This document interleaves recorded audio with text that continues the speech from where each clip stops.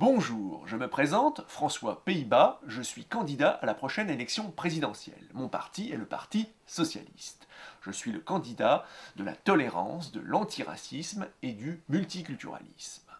Dans notre pays, beaucoup de musulmans ont du mal à s'intégrer, car ils sont stigmatisés alors qu'ils ne font qu'appliquer leurs coutumes, leur religion ou leur manière de vivre issue de leur pays d'origine.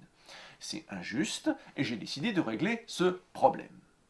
Par exemple, beaucoup de musulmanes portent le voile et elles se plaignent d'être constamment dévisagées par les passants non musulmans. Elles ressentent ce regard posé sur elles comme une agression. C'est pourquoi, si je suis élu dans un souci d'égalité, j'imposerai le voile à toutes les femmes. De la même manière, beaucoup de musulmans portent le costume traditionnel et la barbe. Ils sont dévisagés dans la rue par les non-musulmans, et ils le ressentent aussi comme une agression. C'est pourquoi, si je suis élu, dans un souci d'égalité, j'imposerai le costume traditionnel et la barbe à tous les hommes. Les musulmans ne se sentent pas français, car ils ont tous des prénoms musulmans. Donc, quand ils sont confrontés à des personnes non musulmanes, ils se sentent stigmatisés. C'est pourquoi, si je suis élu, dans un souci d'égalité, j'interdirai tous les prénoms qui ne sont pas musulmans.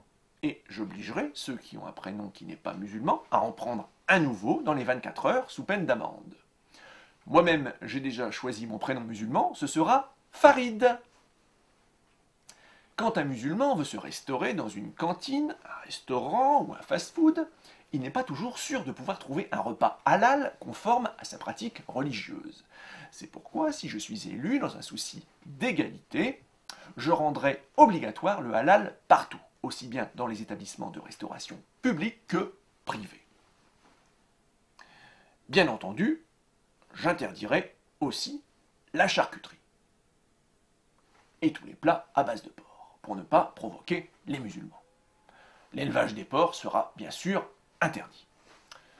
Autre problème, lors du ramadan, quand les musulmans croisent pendant la journée des non-musulmans qui mangent, qui boivent, ils vivent cela comme une provocation et ils se sentent agressés dans leur foi.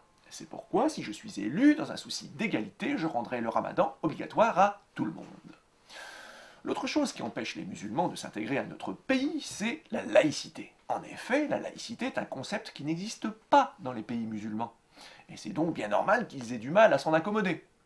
C'est pourquoi, si je suis élu dans un souci d'égalité, je supprimerai la laïcité. Un autre frein à l'intégration des musulmans, c'est qu'ils ne sont pas habitués à suivre les lois d'une république démocratique comme la nôtre, car les musulmans ne reconnaissent que la loi divine, la charia. C'est pourquoi, si je suis élu dans un souci d'égalité, je supprimerai notre constitution et toutes nos lois actuelles, et je les remplacerai par la charia. Seulement, même en supprimant la laïcité et les lois de la République, les musulmans se sentiront toujours rejetés par nos fêtes chrétiennes telles que Noël ou Pâques. C'est pourquoi, si je suis élu dans un souci d'égalité, je supprimerai toutes les fêtes chrétiennes et je supprimerai aussi notre calendrier chrétien que je remplacerai par le calendrier musulman. Autre souci, le Coran n'accepte pas les autres religions, comme le christianisme, le judaïsme ou le bouddhisme, et il n'accepte pas non plus l'athéisme. Donc les musulmans se sentent agressés quand ils croisent des chrétiens, des juifs, des bouddhistes ou encore des athées. C'est pourquoi, si je suis élu dans un souci d'égalité, je rendrai la conversion à l'islam obligatoire pour tout le monde. Ce sera plus simple.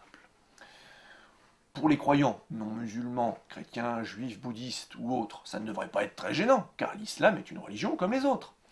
Seulement, pour les non-croyants, comme les athées par exemple, ça risque de poser une difficulté, car ils ne croient pas en Dieu. Donc, pour les athées, c'est simple, je leur donnerai le choix entre se convertir à l'islam ou bien quitter le pays dans les 24 heures. Autre problème, les musulmans sont parfois obligés de prier dans la rue, car ils n'ont pas assez de mosquées à disposition.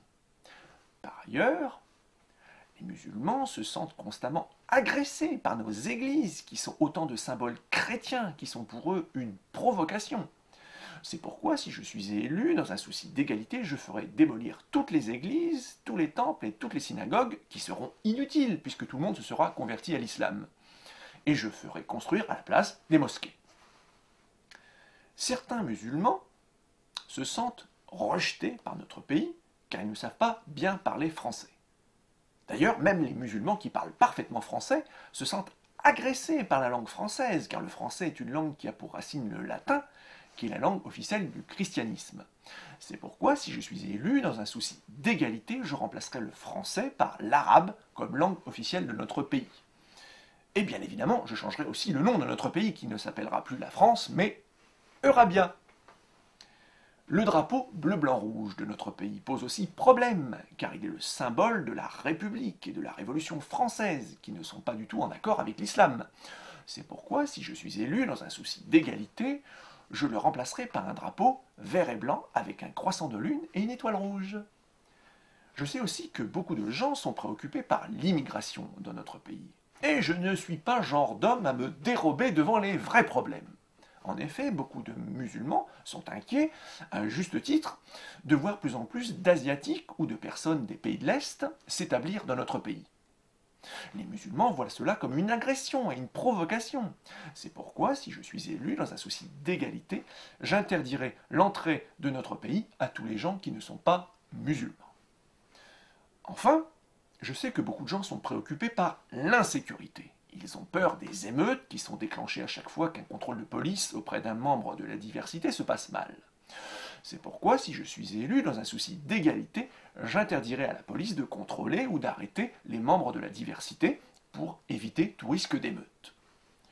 Voilà, je crois qu'après tous ces aménagements, les membres de la diversité se sentiront parfaitement intégrés à notre pays.